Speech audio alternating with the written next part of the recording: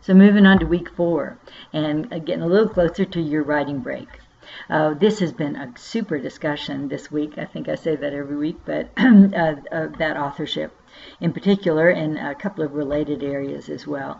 You've made just some terrific points, and I think you see that the range of consideration here is from no consideration in your setting because perhaps you're not what you would consider a research institution, more of a teaching focus, and so no formal guidelines are in place, all the way to a really great example that Amy posted about what her curriculum committee kind of put forth in terms of guidelines for authorship.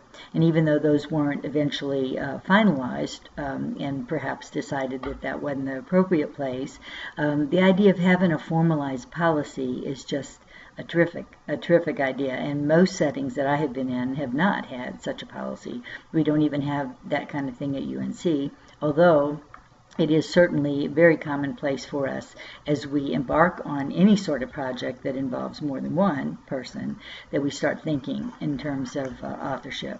So that's generally what I've experienced, is kind of a case-by-case basis. But I think that it's very good to have thought it through ahead of time. Certainly good, and I'm glad in this course, in your doctoral programs, not something anybody addressed in my doctoral program, but in your doctoral program we have had the wisdom, I can't take credit, but had the wisdom to put in a course about scholarship and about these kind of issues so that you can think them through ahead of time. So, and as someone mentioned, the whole principles of ethical authorship certainly apply here. And having thought through these issues, brought them forward right away, early in a relationship with more than one, as I said, investigator or author, potential author. Bringing forward guidelines, as many of you have done now that you know that you're going forward with publication, finding the journal guidelines and bringing that forward. Those are all excellent strategies to use, and I think are wise for you, even with faculty and I think and directors and folks that perhaps are in a position of power over you. Still, that's even maybe more important to bring up these issues ahead of time with your ammunition, with the guidelines of a journal, with ethical principles, that kind of thing. And speaking of that, and I'll mention it in my discussion post back, but that chapter that Melissa posted was excellent. The article that she posted was excellent about ethical responsibilities for both faculty and students, and really touches on many of these issues that we've been describing. So I'll thank you, Melissa, for posting that for us.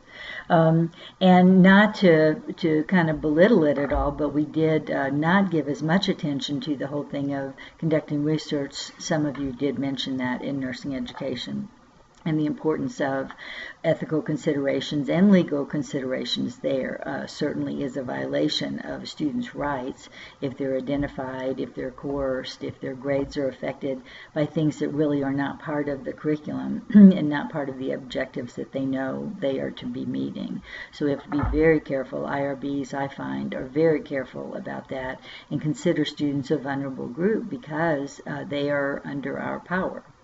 And we eventually have decision-making in terms of their graduation, credit generation, that kind of thing, so completion. So, so it's very important to be extremely aware of those. A lot of the things that came up, the fact that often our studies lack rigor, aren't sufficient sample size, those are just all so true about nursing education, and I think really somewhat has influenced our funding possibilities, as we talked about last week, because we haven't mounted multi-site, careful use of validated instruments. We invent our own all the time.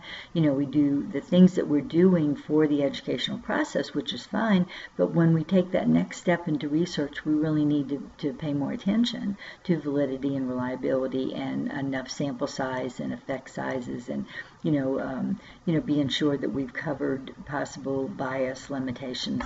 So, all of the rules of good research that you have learned in your other courses, we have, I think, in general, not everywhere, of course, but failed to apply to our own research in nursing education, and as a result of that we have suffered, and we don't have the knowledge base needed for educational strategies and pedagogy.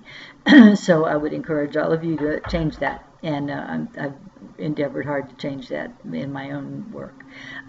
So I think those are great. Somebody brought up about QI projects. We're seeing more and more of those in our clinical settings, and I think the trend has begun to come around with nursing education as well. We even have a curriculum subcommittee, a standing committee that has to do with continuous quality improvement. I'm so pleased. I think the curriculum chair in our case was very forward thinking to develop that. We're looking at the quality and the consistency among syllabi, and then also, implementing a system of course review so that we can, not just when accreditation occurs, but all the time, be looking at whether our courses are staying in alignment with program objectives, if they're really helping students meet program objectives, and what kind of things need to be tweaked. Otherwise, and I know you've talked about this with Dr. Rohr's and curriculum, you get drift of your curriculum, and it stops being quite as on target and starts to kind of meander around with other content areas, other kinds of assignment. We need consistency. Not to say that people can't be creative and do things that we don't want to limit folks' academic freedom, but on the other hand, we're not. And I don't mean to say this wrong in case somebody is a more liberal arts, but we're not a liberal arts discipline. We have standards and certification exams and all those kind of things that our graduates need to meet. So we can't, and of course NCLEX for entry. So we can't, just have complete freedom. We have outcomes that are needed and that safeguard our profession and also the service that we provide to the public. So we're a little different, I think, in terms of academic freedom. But all of that said, we certainly can do a better job looking at quality improvement issues. But if you do quality improvement projects, they're a lot of work. They take planning. They really should be, have certain rigor attached to them. And so there's no reason that some of those could not be published as long as we take the proper precautions and get IRB approval or anything that might have to do with human subjects and records and that kind of thing, so that so it doesn't limit our options. And I think that was an excellent point someone made about not limiting our options.